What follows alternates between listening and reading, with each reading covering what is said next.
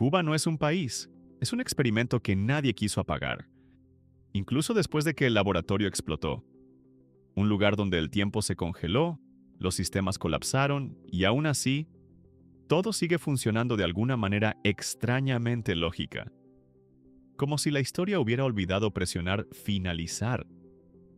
Si crees que ya lo has visto todo, quédate. Esto apenas empieza. Mira, cuando la Unión Soviética colapsó en 1991, muchos pensaron que Cuba iba a durar lo mismo que una batería vieja en un control remoto. Unos días, tal vez semanas si la golpeas un poco. Porque, seamos honestos, la isla dependía de la URSS como ese amigo que siempre paga la cuenta. Hasta que un día desaparece y tú te quedas mirando el menú con miedo. Pero lo que pasó después no fue un colapso inmediato, fue algo mucho más extraño. Cuba no cayó, se quedó en pausa. Imagínate despertar un día y descubrir que todo lo que daba sentido a tu economía simplemente dejó de existir. El petróleo ya no llega, el dinero ya no fluye. Los acuerdos comerciales se evaporan como café barato. Eso fue el período especial. Y suena elegante, casi como un nombre de spa.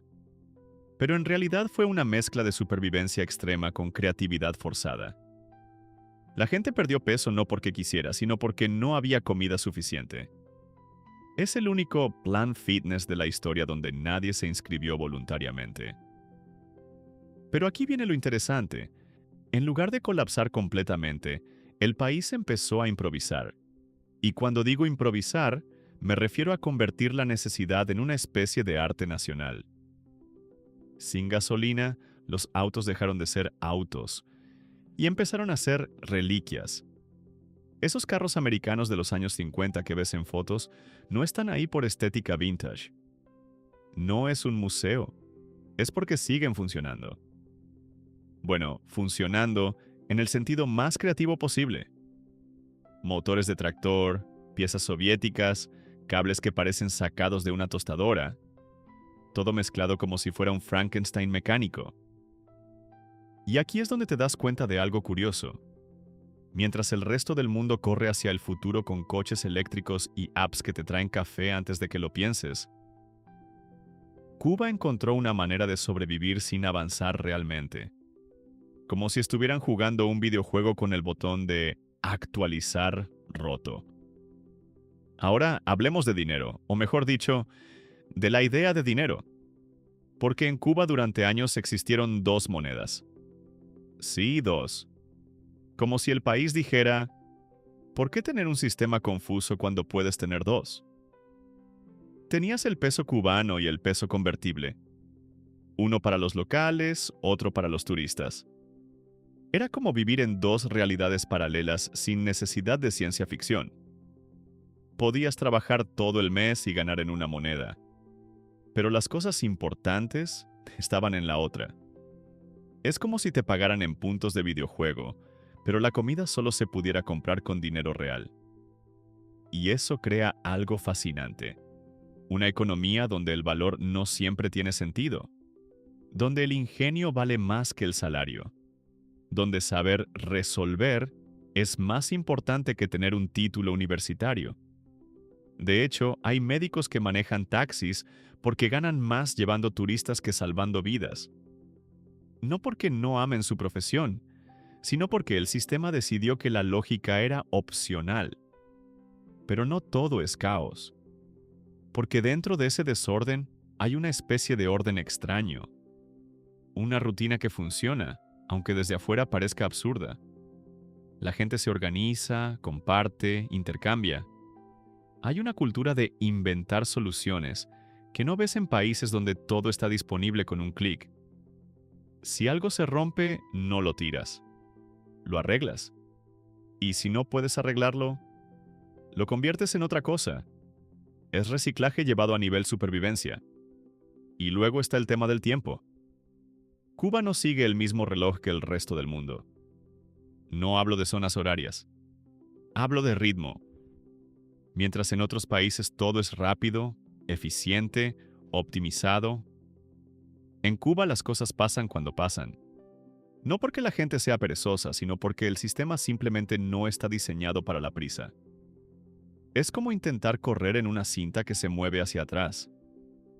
Puedes esforzarte todo lo que quieras, pero el resultado siempre es más lento. Lo curioso es que eso cambia la mentalidad. La gente no vive obsesionada con la productividad como en otros lugares. No hay esa ansiedad constante de hacer más, ganar más, ser más. En cambio, hay algo más simple: sobrevivir, adaptarse, encontrar momentos de alegría en medio del caos. Y eso, aunque suene romántico, también es una necesidad. Porque no nos engañemos. Vivir en ese sistema no es fácil. Hay escasez, hay limitaciones, hay frustraciones diarias. Pero también hay algo que no puedes ignorar: resiliencia. Una capacidad de adaptarse que hace que incluso las situaciones más absurdas se vuelvan normales. Como hacer cola durante horas sin saber exactamente qué están vendiendo, pero quedarte igual, por si acaso. Y es ahí donde el experimento se vuelve realmente interesante. Porque Cuba no es solo un país que sobrevivió a la caída de la URSS. Es un lugar que siguió adelante sin cambiar completamente, como si estuviera atrapado entre dos épocas, ni totalmente pasado, ni completamente presente. Piensa en esto: mientras el mundo cambió radicalmente en los últimos 30 años, Cuba cambió, pero a su manera. Introdujo pequeñas aperturas, permitió ciertos negocios privados, dejó entrar más turismo. Pero el núcleo del sistema sigue ahí, como un edificio antiguo al que le pintan la fachada pero nunca le cambian los cimientos. Y eso crea una especie de realidad paralela, donde puedes tener wifi, pero solo en ciertos parques, donde puedes abrir un negocio, pero con límites que parecen sacados de otro siglo, donde la modernidad llega, pero con retraso, como un tren que nunca tuvo prisa por salir de la estación. Lo más fascinante es que nadie sabe exactamente cómo clasificar a Cuba. No es completamente socialista como antes. No es capitalista como otros países. Es algo intermedio. Un experimento que sigue en marcha incluso cuando el manual original se perdió hace décadas. Y si lo piensas bien, eso es lo que lo hace tan extraño. Porque en teoría no debería funcionar. Todo apunta a que el sistema debería haber colapsado hace años. Pero sigue ahí, adaptándose, resistiendo, cambiando lo justo para no romperse. Es como ese teléfono viejo que ya no debería encender. Pero lo hace. Lento, con fallos, con una batería que dura poco, pero lo suficiente para seguir funcionando. Y mientras el mundo sigue adelante, obsesionado con innovación, eficiencia y progreso, Cuba sigue siendo ese recordatorio incómodo de que a veces la historia no termina cuando debería. Solo se queda en pausa. Y en medio de todo eso, aparece algo que desde fuera parece contradictorio: el turismo. Porque mientras el cubano promedio vive en una economía llena de límites, el turista llega con dólares, euros y una idea muy clara: esto es exótico. Y claro, lo es, pero no en el sentido que venden las postales. No es solo música, mojitos y autos clásicos brillando bajo el sol. Es una especie de teatro donde dos realidades conviven en el mismo espacio, sin tocarse del todo. Tú puedes estar en un hotel donde todo funciona perfectamente: aire acondicionado, buffet lleno, wifi decente, y a unos metros alguien está haciendo fila para comprar pan. Es como cambiar de canal sin cambiar de habitación. Y lo más curioso es que ambas cosas son reales al mismo tiempo.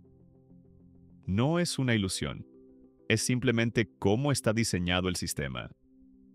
El turismo se volvió una válvula de escape económica, una manera de traer dinero sin cambiar demasiado la estructura interna. Pero eso también creó una especie de economía paralela, donde quienes tienen acceso al turismo viven mejor. No necesariamente más felices, pero sí con más opciones. Y eso genera una división silenciosa. No es oficial, no está escrita en ninguna ley, pero se siente. Es como estar en el mismo juego, pero con diferentes niveles desbloqueados. Y aquí es donde entra algo muy humano, la adaptación social. Porque cuando el sistema no es completamente justo, la gente no se queda esperando a que lo arreglen. Encuentra atajos, aprende a moverse dentro de las grietas. En Cuba existe una palabra clave: resolver. No es solo un verbo, es casi una filosofía de vida. Resolver significa encontrar una solución aunque no exista una solución oficial. Es conseguir lo que necesitas usando creatividad, contactos y a veces un poco de magia social. Por ejemplo, necesitas reparar algo pero no hay piezas. Entonces alguien conoce a alguien que tiene algo parecido, que se puede adaptar, que quizás funcione si lo miras con suficiente optimismo. Y así, poco a poco, las cosas siguen andando. No porque el sistema sea eficiente, sino porque la gente lo es. Y eso crea una mentalidad muy distinta a la de otros países. En muchos lugares, si algo falla, la reacción es quejarse. En Cuba, la reacción es: ok, ¿cómo lo resolvemos? No porque sea ideal, sino porque no hay otra opción. Es supervivencia convertida en hábito. Ahora piensa en Internet. Para la mayoría del mundo es algo básico, como el agua o la electricidad. Pero en Cuba, durante mucho tiempo, era un lujo raro. No tenías wifi en casa. Tenías que ir a ciertos puntos, como parques o plazas, comprar una tarjeta, conectarte y aprovechar el tiempo como si fuera oro. Gente sentada en bancos, mirando sus teléfonos, hablando por videollamada con familiares en otros países. Era casi una escena de ciencia ficción retro. Tecnología moderna, en un contexto que parece detenido en otra época. Y eso cambia la forma en que las personas usan la información. No es consumo constante, es uso estratégico. Revisas lo importante, hablas con quien necesitas y listo. Nada de perder horas viendo videos de gatos. Bueno, tal vez un poco, pero con culpa. Pero hay algo aún más interesante: la relación con el exterior. Porque Cuba ha vivido décadas en una especie de aislamiento relativo. No completamente cerrado, pero tampoco abierto. Es como vivir en una casa donde las ventanas están entreabiertas. Ves lo que pasa afuera, pero no puedes salir libremente. Eso crea una mezcla extraña de curiosidad y distancia. La gente sabe lo que existe en el mundo, pero no siempre puede acceder a ello. Y eso genera algo que en otros lugares se ha perdido: valor. Cuando algo es escaso, importa más. Un producto, una oportunidad, incluso una simple conexión a Internet. Todo tiene peso. Y sin embargo, dentro de ese contexto, hay una riqueza cultural que no depende del dinero. Música en las calles, conversaciones largas, humor constante. Porque si algo no falta en Cuba, es el sentido del humor. Ese humor medio irónico, medio resignado, que convierte las dificultades en historias. Es como si la gente entendiera que no puede controlar el sistema, pero sí puede decidir cómo reaccionar ante él. Ahora, hablemos de política, pero sin entrar en discursos aburridos. Porque en Cuba la política no es solo algo que ves en televisión. Es parte del día a día, aunque no siempre se discuta abiertamente. Es como ese tema en una familia que todos conocen, pero manejan con cuidado. El gobierno ha mantenido un control fuerte durante décadas, y eso ha creado estabilidad en algunos aspectos, pero también rigidez. Cambiar cosas no es rápido, no es sencillo.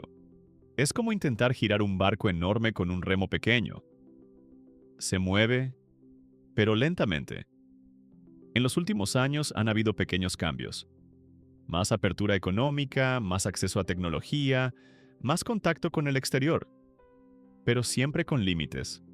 Como si el sistema dijera: puedes avanzar, pero no demasiado rápido. Es un equilibrio constante entre control y adaptación. Y eso nos lleva a una pregunta interesante: ¿por qué sigue funcionando?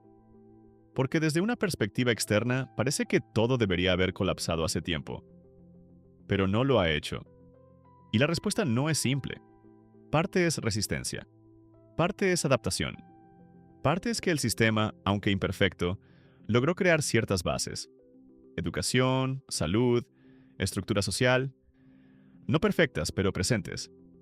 Y eso da estabilidad, no prosperidad, pero sí continuidad. Es como vivir en una casa vieja que no es cómoda, pero tampoco se cae.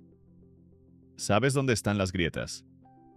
Sabes qué puertas no funcionan bien, pero también sabes cómo moverte dentro de ellas sin que todo se derrumbe. Y luego está el factor humano, porque al final, ningún sistema sobrevive solo por sus reglas. Sobrevive por la gente que vive dentro de él. Y en Cuba, esa gente ha aprendido a resistir de una manera que no siempre es visible desde afuera. No es resistencia dramática, de película. Es algo más cotidiano, más silencioso. Levantarte cada día, adaptarte, encontrar soluciones, seguir adelante. No porque sea fácil, sino porque es necesario. Y mientras todo eso pasa, el mundo sigue cambiando. Nuevas tecnologías, nuevas economías, nuevas formas de vida.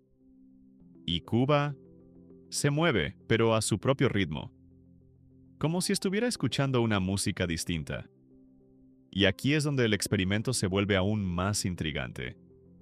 Porque ya no se trata solo de sobrevivir. Se trata de evolucionar sin perder el control. De cambiar lo suficiente para no quedarse atrás. Pero no tanto como para romper el sistema. Es como caminar sobre una cuerda floja. Demasiado lento y te quedas atrás. Demasiado rápido y pierdes el equilibrio. Y nadie sabe exactamente cuánto tiempo se puede mantener ese equilibrio. Porque la historia tiene una forma curiosa de avanzar. A veces lentamente y otras veces de golpe. Y cuando eso pasa, no preguntas si estás listo. Y entonces llega el momento donde todo ese equilibrio empieza a tensarse un poco más. Porque el mundo exterior no se queda quieto. Y Cuba tampoco puede quedarse congelada para siempre, aunque a veces lo parezca. Empiezan a aparecer nuevas generaciones que no vivieron la revolución, que no recuerdan el apoyo soviético, que no comparan su vida con lo que fue, sino con lo que ven ahora en Internet, en redes, en historias de amigos que emigraron. Y eso cambia completamente el punto de referencia. Antes la comparación era, esto es mejor que antes.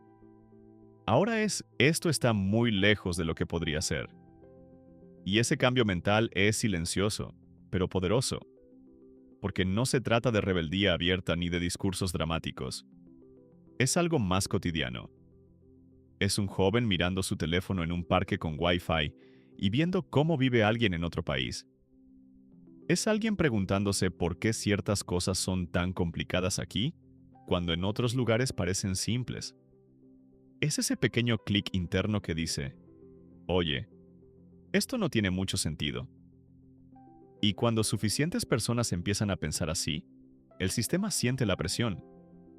No de forma explosiva, sino como una especie de incomodidad constante, como un zapato que aprieta un poco más cada día. Por eso en los últimos años han aparecido pequeños cambios que antes parecían imposibles. Más negocios privados, más libertad para emprender, más apertura digital. Pero aquí viene lo curioso. Esos cambios no eliminan el sistema anterior. Se montan encima. Es como actualizar una computadora vieja con software nuevo. Funciona. Pero a veces se traba, a veces se contradice, y a veces simplemente no tiene sentido. Por ejemplo, alguien puede abrir un pequeño restaurante, un paladar. Puede decorarlo, ofrecer comida, atraer turistas. Pero al mismo tiempo tiene que navegar reglas que parecen diseñadas para otra época. Impuestos complejos, limitaciones, burocracia. Es como correr una maratón, pero con una mochila llena de piedras que nadie más lleva. Y aún así, la gente lo hace. Porque hay algo que empieza a cambiar, la idea de posibilidad. Durante mucho tiempo las opciones eran limitadas. Ahora hay un poco más de espacio. No es libertad total ni de cerca, pero es suficiente para que la gente empiece a imaginar algo distinto. Y esa imaginación es peligrosa para cualquier sistema rígido, porque una vez que ves que algo puede ser diferente, es muy difícil volver a aceptar que todo siga igual. Pero aquí no hay una revolución rápida, ni un cambio brusco. No es una película donde todo explota y en 2 horas el mundo es distinto. Es más como ver crecer una grieta en una pared. Al principio es pequeña, casi invisible, pero con el tiempo se expande. Y en medio de todo eso, hay algo que sigue siendo clave: la emigración. Porque Cuba tiene una relación muy particular con la idea de irse. No es solo una decisión personal, es casi una parte estructural de la realidad. Siempre hay alguien que se fue, alguien que está pensando en irse, alguien que acaba de regresar de visita con maletas llenas de cosas que aquí no se consiguen. Y eso crea otro fenómeno interesante: la conexión constante con el exterior sin necesidad de estar físicamente fuera. Dinero que llega desde otros países, ideas que regresan, comparaciones inevitables. Es como si una parte de Cuba estuviera siempre afuera y otra parte intentando alcanzarla.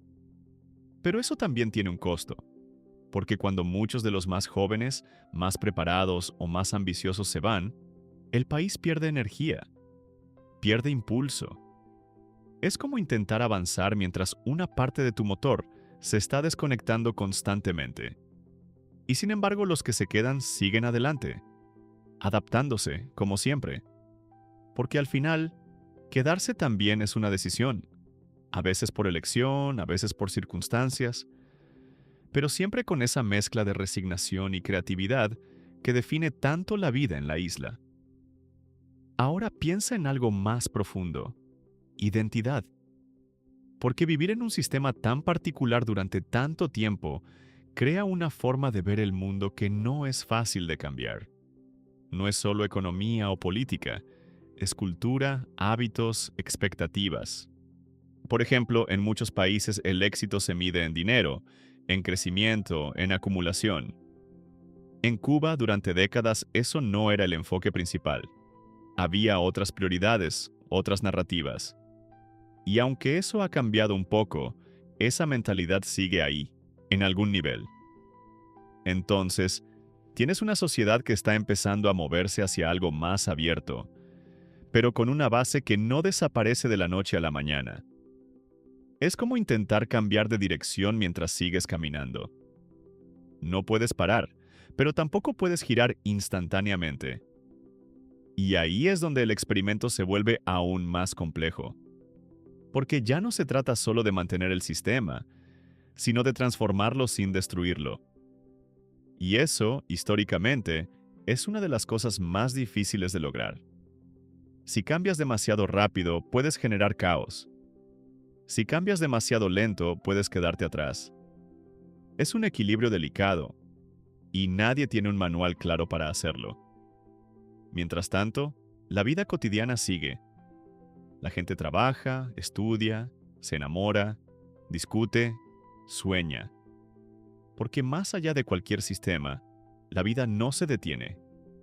Y eso es lo que a veces se pierde cuando miramos a Cuba desde afuera. No es solo un caso político o económico, es un lugar lleno de personas viviendo historias normales, dentro de un contexto completamente anormal. Y esa contradicción es constante. Puedes ver a alguien riendo, bailando, disfrutando, y al mismo tiempo saber que su día a día tiene desafíos que en otros lugares ni siquiera se consideran. Es una mezcla de alegría y dificultad que no es fácil de explicar si no la has vivido. Pero tal vez lo más interesante de todo esto es que Cuba no parece tener prisa. Mientras el resto del mundo corre, optimiza, acelera, la isla sigue a su ritmo. No porque quiera, sino porque es el ritmo que tiene. Y eso genera una pregunta incómoda. ¿Qué pasa cuando un mundo acelerado choca con un sistema que no está diseñado para la velocidad? Porque ese choque ya está empezando. Más acceso a información, más contacto con el exterior, más expectativas. Todo eso empuja en una dirección, pero el sistema empuja en otra. Y en medio de esa tensión está la gente. Gente que ha aprendido a vivir con contradicciones, a aceptar lo que no puede cambiar y a cambiar lo que puede, aunque sea poco. A encontrar estabilidad en medio de la incertidumbre. Pero incluso la resiliencia tiene límites. No es infinita. Y cuando se empieza a acumular demasiada presión, algo tiene que ceder. La pregunta no es si va a cambiar. La pregunta es cómo y cuándo. Porque los experimentos no duran para siempre. Tarde o temprano, alguien mira los resultados y decide qué hacer con ellos. Y entonces llegas al punto donde todo empieza a sentirse insostenible, pero no en el sentido dramático de una explosión, sino en ese desgaste lento que notas cuando algo lleva demasiado tiempo funcionando, más o menos. Como un refrigerador viejo que todavía enfría, pero hace ruidos raros, vibra, y sabes que en cualquier momento puede decidir que ya fue suficiente. Cuba está en ese punto extraño donde el sistema sigue de pie, pero cada vez requiere más esfuerzo mantenerlo así. Porque mientras antes la gente se adaptaba por necesidad, ahora también empieza a cuestionar por qué tiene que adaptarse tanto. Y eso cambia la dinámica. No es rebeldía abierta, es algo más incómodo, comparación constante. Ya no se trata de sobrevivir dentro del sistema, sino de entender por qué el sistema es así en primer lugar. Y eso es peligroso para cualquier estructura que se basa en estabilidad prolongada. Porque una cosa es que la gente soporte dificultades, y otra muy distinta es que empiece a analizarlas. Piensa en algo simple: acceso a productos básicos. Durante años la escasez se convirtió en rutina. No había esto, no había aquello. Y la respuesta era, así es. Pero ahora, con más acceso a información, con más contacto con el exterior, esa explicación ya no basta. Es como decirle a alguien que algo es imposible, cuando literalmente lo está viendo posible en su teléfono. Y ahí aparece una especie de tensión silenciosa. No hay protestas constantes ni caos diario. Es algo más sutil. Es frustración acumulada. Es esa sensación de que todo podría ser más fácil, pero no lo es. Y mientras tanto, el gobierno intenta hacer ajustes, pequeños cambios, reformas graduales, aperturas controladas. Pero cada cambio abre nuevas preguntas, porque cuando das un paso hacia adelante, inevitablemente la gente quiere saber por qué no dar dos más. Es como abrir una ventana en una habitación cerrada durante años. El aire entra, se siente bien, pero ahora sabes que hay un mundo afuera. Y cerrar la ventana después de eso ya no es tan fácil. Y aquí entra un factor que muchas veces se subestima: el tiempo. Porque los sistemas no solo se sostienen por reglas o economía, se sostienen por generaciones. Y las generaciones cambian. Lo que una generación acepta como normal, la siguiente lo cuestiona. Lo que antes era suficiente, ahora parece limitado. Y en Cuba, esa transición generacional está pasando ahora mismo. Personas que crecieron en un contexto completamente distinto están tomando más protagonismo. Y con ellos llegan nuevas expectativas. No necesariamente una ruptura total, pero sí una presión constante por cambiar cosas. Pero el sistema no está diseñado para cambios rápidos. Y eso crea una especie de fricción permanente. Como intentar acelerar un coche que no tiene suficiente potencia. Presionas el pedal, pero la respuesta es lenta. Y en medio de todo eso, la vida sigue siendo increíblemente normal. Y eso es lo más desconcertante, porque desde afuera uno espera ver algo extremo. Pero no. Ves gente yendo al trabajo, niños jugando, parejas discutiendo, música en las calles. La vida cotidiana no se detiene solo porque el sistema sea complicado. Es más, a veces esa normalidad es precisamente lo que mantiene todo en pie. Porque mientras la gente pueda seguir adelante, aunque sea con dificultad, el sistema no colapsa. No mejora radicalmente, pero tampoco se derrumba. Es como caminar sobre hielo delgado, pero sin dejar de moverte. Mientras sigas avanzando, no caes. Ahora hay algo que no puedes ignorar: el cansancio. No el cansancio físico, sino ese desgaste mental de tener que resolver todo el tiempo. De tener que pensar cómo conseguir esto, cómo arreglar aquello, cómo adaptarte constantemente. Es una carga invisible pero real. Y ese cansancio no siempre se expresa de forma directa. A veces es apatía, a veces es humor, a veces es simplemente aceptar las cosas sin entusiasmo. Pero está ahí. Y cuando ese cansancio se combina con nuevas expectativas, el equilibrio se vuelve aún más frágil. Porque ya no es solo sobrevivir, es querer vivir mejor. Y eso cambia todo, porque sobrevivir se puede hacer con muy poco. Pero vivir mejor requiere cambios reales. Y aquí es donde el experimento se enfrenta a su mayor desafío. No es la falta de recursos, ni el aislamiento, ni siquiera la presión externa. Es la diferencia entre lo que es y lo que podría ser. Porque una vez que esa diferencia se vuelve evidente, no desaparece. Y el sistema tiene que decidir qué hacer con eso. Puede intentar controlarlo, limitarlo, gestionarlo lentamente. O puede adaptarse más rápido. Pero cualquiera de las dos opciones tiene consecuencias. Porque cambiar implica riesgos. Pero no cambiar, también. Y mientras todo eso se desarrolla, hay algo que sigue siendo constante: la capacidad de la gente para seguir adelante.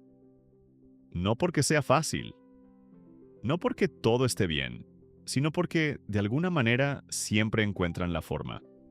Pero incluso eso tiene un límite, porque hay una diferencia entre adaptarse y resignarse. Y cuando una sociedad empieza a moverse de una cosa a la otra, es cuando realmente sabes que algo está cambiando. No necesariamente de forma visible, no necesariamente de forma inmediata, pero sí de forma inevitable.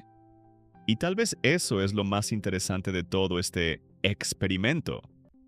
No es cómo empezó, no es cómo se mantuvo durante tanto tiempo, es cómo va a terminar. Porque la historia rara vez se queda en pausa para siempre. Tarde o temprano, alguien presiona play. Y cuando eso pase, no será un cambio limpio ni ordenado. Será complejo, contradictorio, lleno de avances y retrocesos, como todo lo humano. Pero será movimiento. Y después de tanto tiempo, eso por sí solo ya lo cambia todo. Así que la próxima vez que escuches sobre Cuba, no pienses solo en política o economía. Piensa en un lugar donde el pasado y el presente están en una conversación constante, donde cada pequeño cambio tiene un peso enorme, donde la vida sigue incluso cuando el sistema no sabe exactamente hacia dónde va. Porque al final, no es solo la historia de un país, es la historia de lo que pasa cuando un experimento nunca se detiene y la gente dentro de él empieza a hacerse preguntas.